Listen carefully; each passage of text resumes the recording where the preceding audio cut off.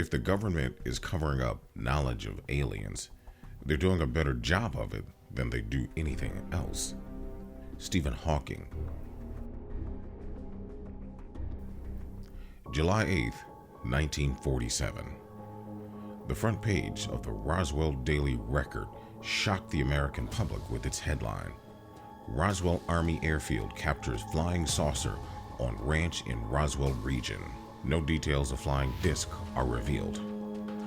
But reports of crashed UFO were quickly swept aside, which spurred the imaginations of seekers everywhere wanting to know what really happened there. Many researchers and various authors wrote a number of books claiming that not only was there debris from an alien spacecraft recovered, but also the bodies of the craft's alien occupants. These claims continue to evolve today, and the Air Force is now routinely accused of engaging in a cover-up of this event.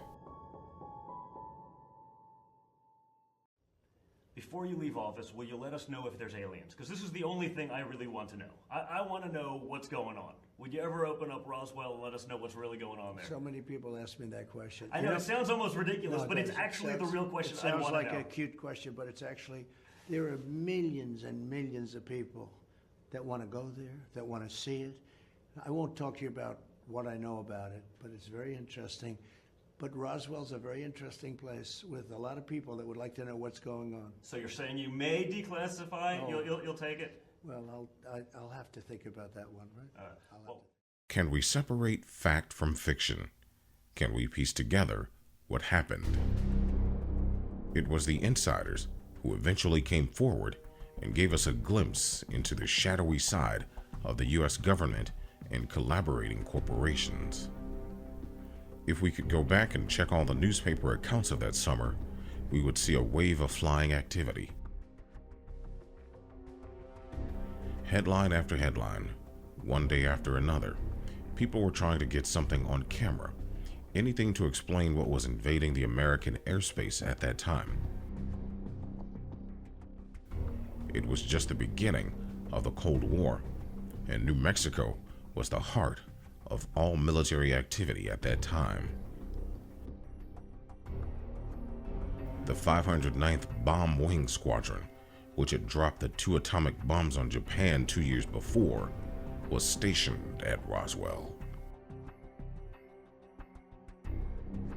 There was a violent thunderstorm late at night on July 3rd to July 4th, 1947, in the central high desert portion of New Mexico. The ranchers north of Roswell described that between the thunderclaps was a sound of something different, almost like an explosion. The next morning, a ranch foreman by the name of W.W. MacBrazel rode out and discovered a huge debris field of this bizarre, strange material that he'd never seen before. He reported it to the local sheriff in Roswell, George Wilcox, who in turn contacted the Roswell Army Airfield. The head intelligence officer, Major Jesse Marcel, contacted their base commander, Colonel William Blanchard, commanding officer of the 509th Bomb Wing at the Roswell Army Airfield. 3 days later, on July 7th, Major Jesse Marcel went to the Brazel Ranch with Counterintelligence Corps Agent Sheridan Cavett. The unknown material artifacts that the rancher brought in from the crash site impressed them all, as no one could identify them. They wanted to investigate, and they gathered peculiar soil foil that folded like cloth and sprang back to perfect flatness. There was also a long, thin beam with hieroglyphic-like symbols. It was light as balsa wood, but couldn't be cut or burned. Soon as they got the first material samples from the site collected by Brazel, they informed the chain of command all the way to Washington. General Clements McMullen at the Pentagon called and requested the samples immediately. By Sunday evening, July 6th, Washington already had some of the samples in hand. There were 3 different sites all along the same trajectory line. The debris field, as Brazel described, and after Marcel investigated this firsthand, there was a secondary crash site about 2.5 miles from the debris field, and then along that trajectory line, much closer to Roswell, were found the remains of the craft and crew. It seemed the craft broke apart, whether it was struck by lightning or an internal malfunction that caused it to explode, and pieces were falling down as it moved along. The remains of a capsule or a pod continued onward for another 25 to 30 miles. There are witnesses to all those locations. The indication that gave us away, the fact something happened close to Roswell, was the local sheriff's department, as well as the local fire department, were going north of town, as well as the Roswell Army Airfield. This was their jurisdiction.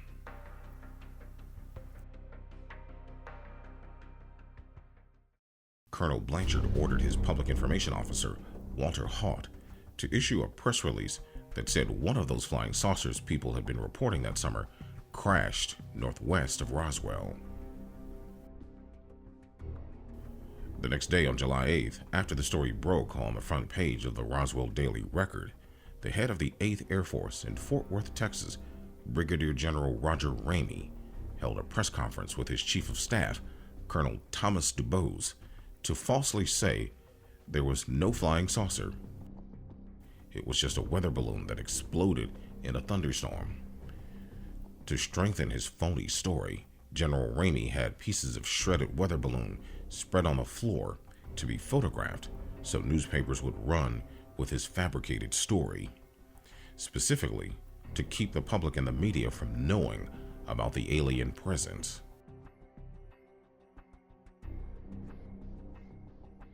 Even Major Jesse Marcel was asked to fly from Roswell to Fort Worth to pose for photographs amid actual weather balloon debris. And it's all explained away. It was just a misidentification.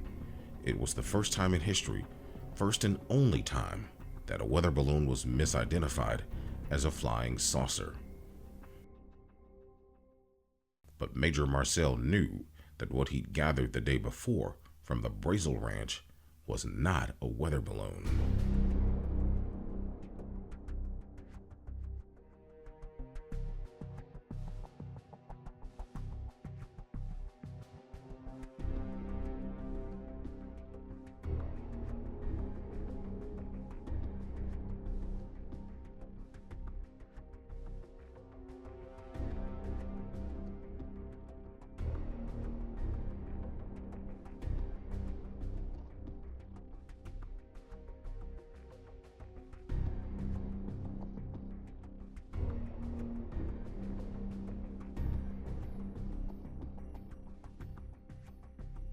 After the weather balloon story press release, things returned to normal. In the meantime, they abducted Brazel. As the military has no authority over civilians, they kidnapped him for interrogation and kept him locked up for 5 days, not allowing him due process to even call his wife. They interrogated him night after night, hour after hour, until they finally broke him. They wanted him to change the story, and they got him to do so. They took him to the local newspaper and into radio station KGFL for another interview. He changed his story, and that destroyed the entire case. But it wasn't the end of the story. The announcer who interviewed him was Frank Joyce. Later, Joyce, who had an illustrious radio and television career throughout New Mexico, finally went public himself.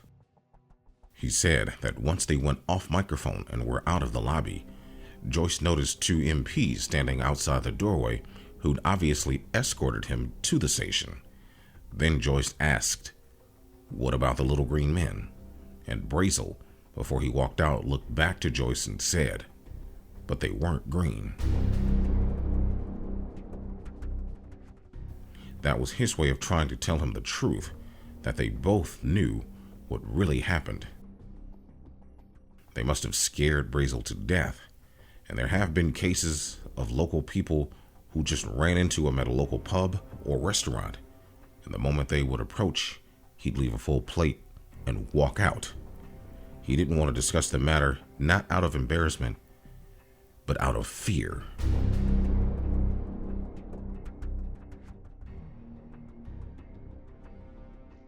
Nearly 40 years later, Jesse Marcel is dying and realizes the truth isn't going to come out.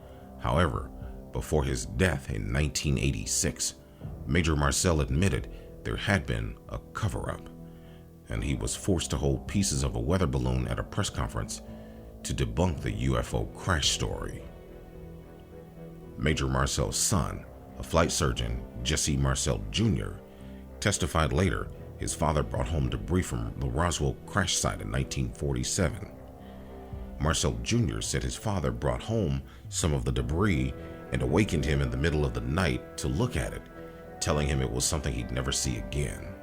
His father maintained the debris was not of this earth. They looked through the pieces, tried to make sense of it. The item that Marcel said fascinated him the most was a small beam with purple-hued hieroglyphics on it. He breaks his oath of security and comes out and states, being familiar with all materials, both foreign and domestic, this was nothing made of this earth. They took pictures, of course. They had a whole flock of microphones there. They wanted me they wanted some comments from me, but I wasn't at liberty to do that. So all I could do is keep my mouth shut. And General Ramey is the one who discussed, told the newspapers, the newsmen, what it was and to forget about it. It was nothing more than a weather observation balloon. Of course, which we both knew differently. The following morning, we went out to the site where the crash was. And what I saw, I couldn't believe there was so much of it. It was scattered over such a vast area. So we proceeded to pick up as much of the debris as we could, loaded in the wagon. We filled that up. It took us a good part of the day to do that, because there were such small fragments that we had to do a lot of picking. We found a piece of metal about a 1.5 to 2 feet wide and about 2 or 3 feet long. Felt like you had nothing in your hands. It wasn't any thicker than the foil out of a pack of cigarettes. But the thing about that got me is that you couldn't even bend it, you couldn't dent it. Even with a sledgehammer would bounce off of it. So I knew that I had never seen anything like that before. And as of now, I don't know what it was. It was not anything from this earth that I'm quite sure of. Because being an intelligence officer, I was familiar with just about all materials used in aircraft and in our air travel. This is nothing like that. It could not be. It could not have been. Lieutenant Walter Haut was the public relations officer at the base in 1947 and was the man who issued the original and subsequent press releases after the crash on the orders of the base commander, Colonel William Blanchard.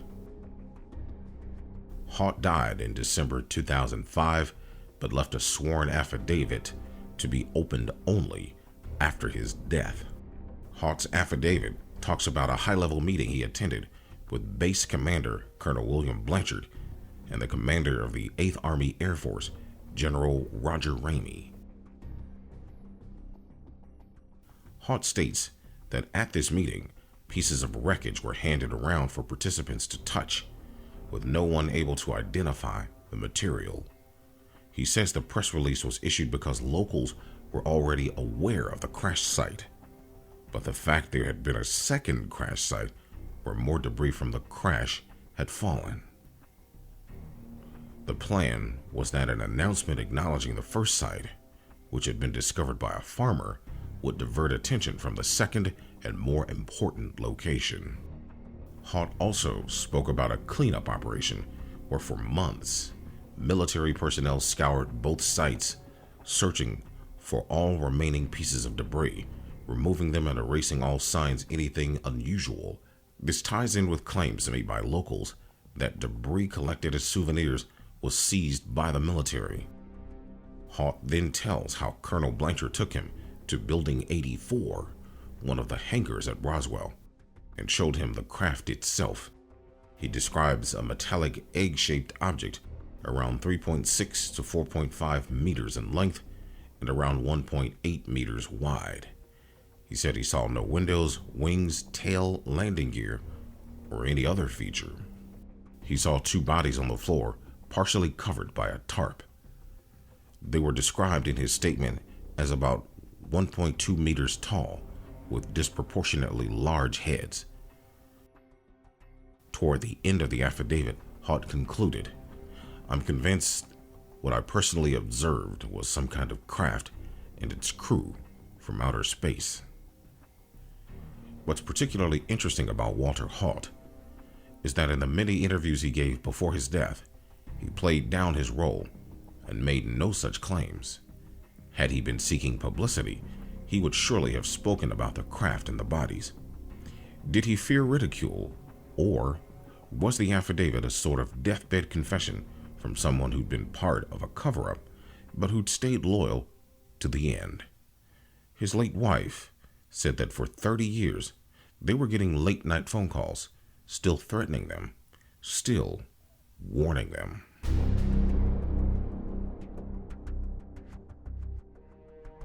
Walter Haught wasn't the first Roswell witness to talk about alien bodies. Roswell mortician Glenn Dennis had long claimed he was contacted by authorities at Roswell shortly after the crash and asked to provide a number of child-sized coffins. His affidavit from 1991 concerning phone calls from Roswell Base about child-sized caskets and preservation techniques.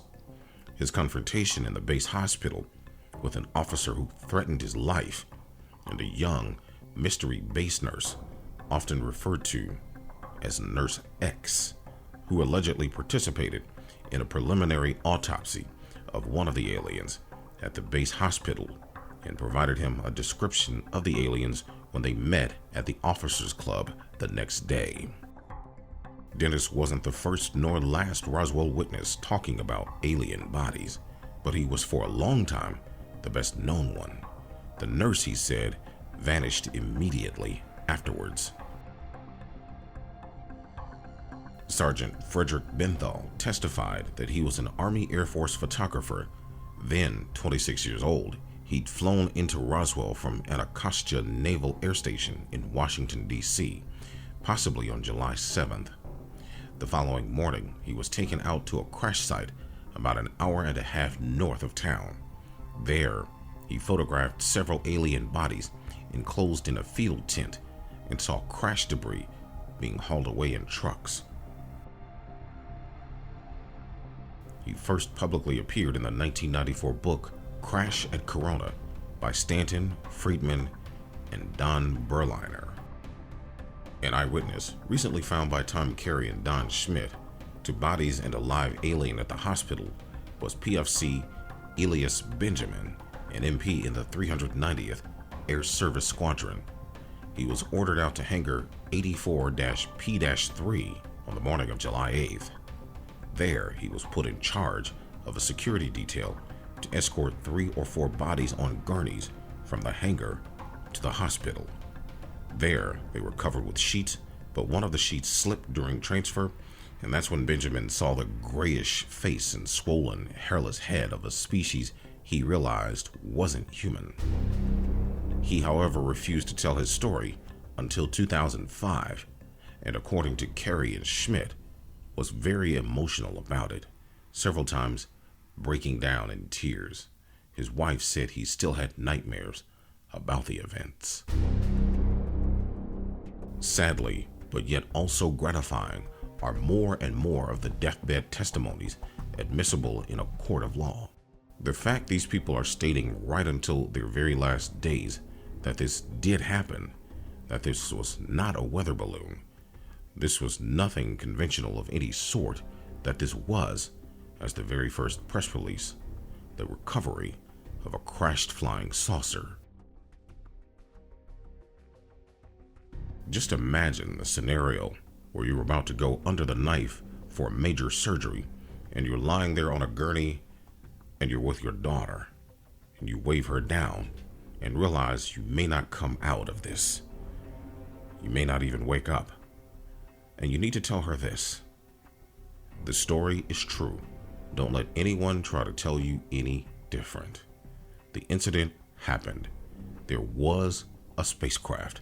There were grays out there. And that's exactly what Sergeant Homer Rowlett did to his daughter, Carlene Green. He told Carlene just weeks before he died, as he lay on a gurney before an operation. Sergeant Homer G. Rowlett Jr. was assigned to the 603rd Air Engineering Squadron at the Roswell base at the time of the incident. He'd helped in the cleanup. He told his son Larry and his daughter Carlene that the story was true. He told Larry he'd seen 3 little people with large heads and that at least one was alive. Why didn't the story get widespread publicity? No different way than why Jesse Marcel's story about how he handled pieces that weren't from Earth didn't receive any publicity except for the National Enquirer, which no one believed at the time. General Thomas Jefferson DuBose, who was General Ramey's chief of staff at Fort Worth and who was in 2 of the photographs of the substituted weather balloon, provided an affidavit in September 91 when he was 90, and when he signed an affidavit which stated, "We substituted the weather balloon for the actual material. The balloon was a hoax. We didn't read about that in the press either." There are many more witnesses to support this story, and now, more than 70 years later. But are we going to get anything new out of the case? One of the things that researchers need to focus on now is that they are just about to run out of witnesses as they were the World War II generation, and even the sons and daughters are now starting to pass away.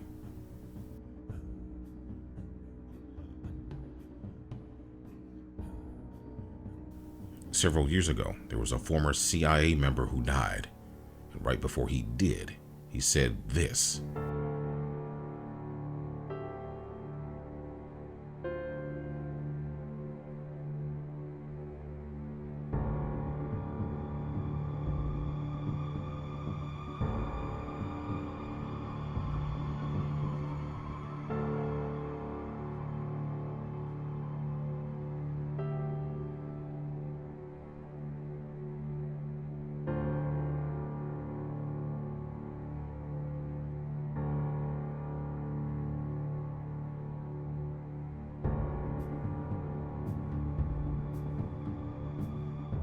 I've got probably a few more months to make it before my kidneys shut down.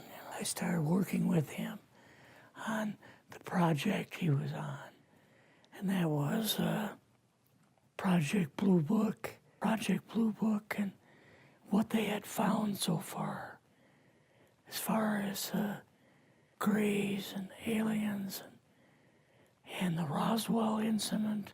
If you remember, back in those days, they kind of declared it as a nothing, you know. Mm-hmm.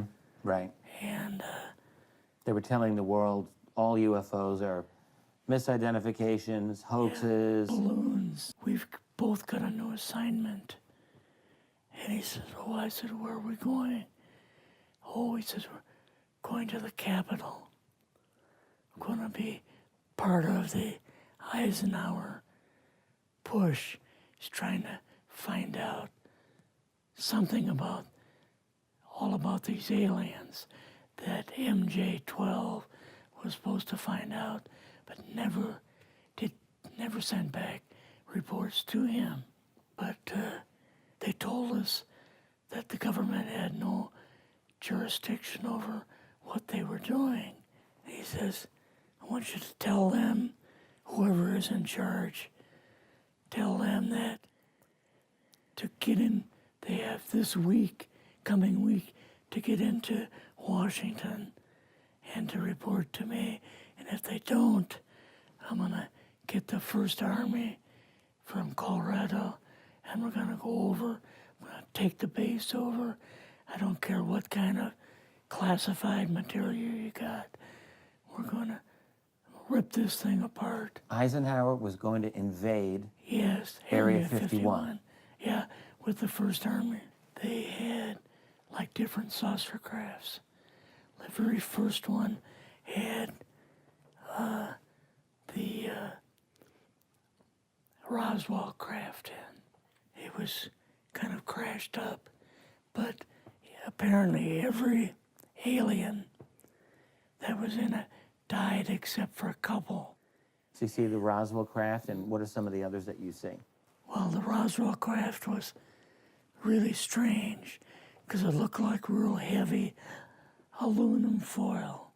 The whole thing probably weighed 150, 300 pounds. Could they tell what the source of power was of this craft? Yeah, it was like a reverse gravitational thing of some kind. At S4, we viewed the autopsy film, and then the colonel said, what we've got in here is we're interviewing a gray alien. All right, right there. How did you feel at that moment? Well, I thought, boy, we had no idea we were going to see the real thing. All we saw was film. And now you're meeting with the president? Yes, Eisenhower and Nixon were there, and also Hoover was there. And we told him about the alien and the whole situation, and he was just totally shocked. He appeared for the first time to be worried. I would think that Eisenhower would, he certainly knew that flying saucers were real. Yes. He knew that there were aliens. So I guess I'm just wondering, what would he have been, really surprised about? Surprised about the black programs. Eisenhower said, got to keep this thing completely secret. Mm-hmm. Can't talk about this. You're going on the public record, and this is still sensitive information, even though earlier you talked about, security oaths that maybe expire after a certain period of time. 50 years. But you're still concerned. Linda Moultonow's phone call, her phone was tapped, and they got my phone number. When they found you, what happened? I was going to a grocery store. Two guys in a black suits come out of a black Lincoln town car and came over to see me. Mm-hmm. And they told me that I'd better not publish anything or talk to Linda about any more things. That was enough to intimidate you. Yes. Rather remain anonymous. Never show my face on anything. I kind of feel like there's a load off my shoulders. Really? Because I had an awful lot of secrets that I had kept over the years. That was a former CIA man being interviewed by Richard Dolan. And again, why would a guy who's close to death lie? So, what would be the next step to focus on? We shouldn't expect there to be a trail of documents pointing in the direction we need to go to find answers. The two Air Force reports on the Roswell UFO incident were published in 1994 and 95, and also 97. The first report, the Roswell Report, Fact versus Fiction in the New Mexico Desert, identified a secret military research program called Project Mogul as the source of the debris reported in 1947. The second report, the Roswell Report, Case Closed, concluded that reports of alien recoveries were unlikely misidentified military programs or accidents. Critics pointed out that this 1,000-page report was in fact a 23-page report with copious supporting documents, including more info about Project Mogul than anyone would ever want, loaded with false information and using the standard tactics of the propagandist, selective choice of data, and name-calling. They described the report as being, quote, speculation based on a limited review of the evidence available and limited interviews conducted with a mission in mind. It is in fact just another page in the book of conspiracy silence, end quote.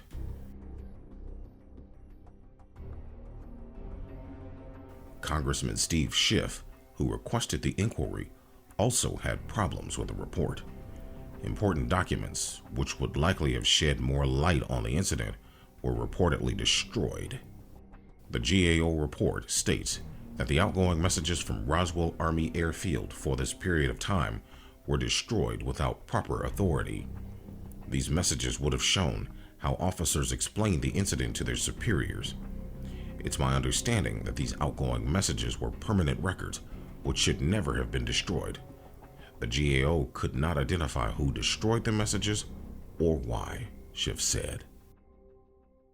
Frank Kimbler, an associate professor of geology with the New Mexico Military Institute, has spent 9 years conducting research about the alleged UFO crash site on ranch land near Corona and using metal detectors to search the site. He said he's recovered World War II era artifacts and some still not fully understood materials, including the alloy tested by a California aerospace lab. It's not on the books, said Kimbler, about one sample from the crash site that's been tested. It's not something we can't make because we probably could make it, but it's something that's not on any registry or anything anywhere. Kimbler said he reached his conclusion after he reviewed the results of tests on samples done by Atlas Testing Laboratories. He's become an expert on aluminum alloys during the past 9 years, and he knows that the combination of elements found in the Ni-0420 sample indicates the material is very similar to 6951 alloys known to be used in aerospace skins. But the small amount of iron found, among other factors, makes the material unlike anything ever recorded as produced on Earth. What we end up with is a brand spanking new aerospace alloy that no one has manufactured, at least that I'm aware of. Could it be of ET origin? Maybe, he said. What do we know about the wreckage so far? It's been tracked through the documents that the wreckage from Roswell went to Wright Field, Wright-Patterson Air Force Base at the time, for testing and analysis. And where did it go from there? Metallurgists and engineers were enlisted from the Bureau of Standards, General Electric, Rand Corporation, and Hughes Aircraft. Just down the road in Columbus, Ohio, Battelli National Laboratories was contracted by Wright-Patterson to conduct development research on self-healing metal. And as the researchers pieced together Battelli Institute and other corporations involved, it would be necessary to find out what type of research they were conducting at the time and see if it links to the Roswell crash. So we all know the story about the crash, but who was appointed to deal with it? According to many researchers, it was a group known as the Majestic 12, and there are top secret documents to prove it. The story of the Majestic 12, aka the MJ-12, goes back to 1947, but as far as supposed hard evidence is concerned, it begins in 1984. Documentary producer Jamie Shandera is said to have been reading a magazine at home when a mysterious envelope was dropped through his mail slot. The envelope, which bore a New Mexico postmark, contained a roll of underdeveloped photo film. Not a UFOologist himself, Shandera supposedly took the mysterious film with him to dinner with friend and avid conspiracy theorist William Moore. Once Moore heard Shandera's strange tale, he apparently ditched dinner and went to his house to develop the images. The pictures weren't of people or places or aliens, but of 8 pages of classified documents. The most prominent file, dated 1952, described a number of UFO encounters, including the Roswell crash from 1947 on into the 1950s. Operation Majestic, or Magic 12, was allegedly a program created after the infamous Roswell crash in 1947. Majestic 12 was a collection of top brass, military generals, and government officials coalesced under the orders of President Truman to investigate the crash and decide the best course of action to deal with the situation. The group put together a series of documents on its discoveries as a briefing for the incoming President Eisenhower. According to the documents, members of the original MJ-12 included Dr. Vannevar Bush, an inventor, engineer, and head of the U.S. Office of Scientific Research and Development during World War II, retired Admiral Sidney Sowers, the first director of the CIA, and Dr. Donald Menzel, theoretical astrophysicist and avid UFO debunker. The government, in this scenario, responded to the veracity of the documents by reviewing them and literally labeling them bogus in large letters. This was the verdict declared by the FBI after the documents were received by the Air Force 4 years after their discovery. But you wanted to bluff as the FBI. You would redact nothing, don't you think? Curiously, whomever sent the pictures of the documents to Shandera waited until the last supposed member of Majestic 12 passed away, eliminating the chance to question members as to their involvement. But some of the members of the group had directly been involved with groups like NICAP and Project Blue Book, government operations charged with investigating UFO phenomenon. A memo from alleged MJ-12 member General Nathan F. Twining has become one of the more credited documents in UFOlogy. This genuine letter, sent to a fellow general, contains a request for research into UFO phenomena following the Roswell incident. But even though the government has labeled the MJ-12 documents as bogus, a report by Nick Redfern, another UFOologist who's tirelessly investigated the MJ-12 files, states that there were several FBI investigations of the files into the late 1980s. Some of these investigations led agents to believe there could be a highly classified MJ-12 program that was being kept from them. One agent even stated there are so many secret levels within the government that even the government isn't aware of it. But are the Majestic 12 documents real?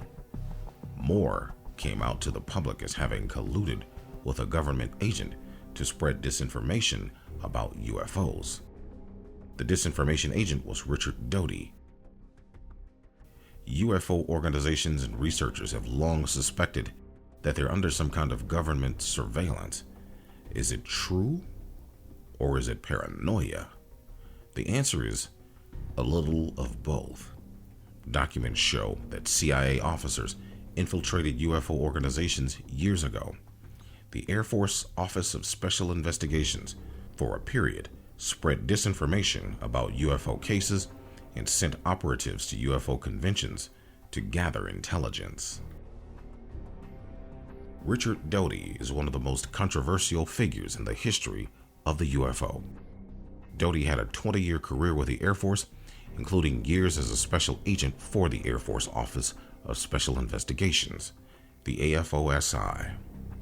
A former spy was accused twice in 1980 for the MJ-12 documents leak, then cleared after the investigation.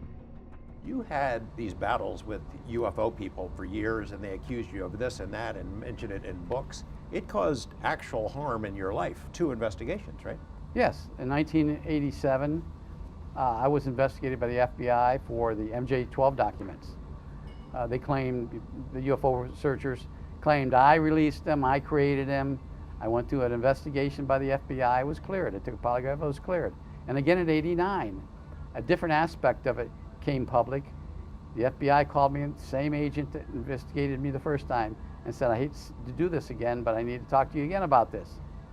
And I was cleared, obviously, on that one. And a third time it actually happened when Bob Collins wrote the book Exempt from Disclosure. He put something in that book, and they thought that information came from me. So the FBI showed up at my doorstep with a search warrant and took my hard drive from my computer. And they looked at it. They came back later and told me it was clear, it didn't contain anything, and they paid me. They paid me $600 for another hard drive. They didn't give me my hard drive back, but and they did find out who released that to Robert Collins. That was somebody out of Los Alamos, and they went after that guy, but I didn't do it.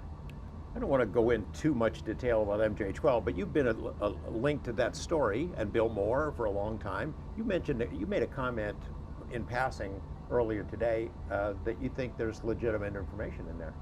Yes, I'm 90% sure that there's legitimate information. Those documents were created based on actual documents. The documents were released weren't. But and the Air Force covered itself, the government covered itself by saying, these aren't legitimate documents. Not that the information contained in it was not. Can you say whether there was an organization like that? Yes, there was. Do you think that still exists? I'm sure, I'm positive it exists. I know that when Project Blue Book, and I was briefed into the program in 1979, and one of the things they mentioned in the report, in the briefing was that the Air Force ceased its investigation of UFOs in 1969 based on a condom report, but they continued a classified investigative program which intelligence officers were involved in. You, of all people, understand the arguments of ufologists and the passion that they make. Hey, we want to know what's going on. But you also understand the flip side of why that information would not be released. Can you make the case of why there need to be secrets on that topic? Why the vault of secrets that you know exists should be kept closed? Well, one of the main reasons is research and development. We have a great research and development program going on within the military today. And we have to fly, we eventually have to fly these crafts that they're making, such as the 117, the F-22, the SR-71, and people are going to see these things flying, and they're classified. So that type of technology has to be kept out of our adversaries' hands. The Russians are still our adversaries today, also the Chinese. So that's why there's a program to maybe discredit or disinform people that, hey, what you're seeing as UFOs is not U.S. craft. So you got to be careful when you get this information. Absolutely. Is the government concealing evidence of extraterrestrial technology and contact? Probably. But the disinformation campaigns that have been proven are not only deceptive to the public, but have ruined the lives of some who are simply seeking truth. So, what's the deep, dark secret about Roswell? It's something more sinister that forced them to apply such suppression, not only the witnesses, but also their families. What were they so afraid of back then? And what are they still so afraid of now? Thank you for watching, and hit the like button if you enjoyed this video. We really hope you subscribe, and if you'd like to be notified of future releases, just hit the bell button. Leave a comment. Let us know what your thoughts are on all of this and what topics you'd like to explore in our future videos.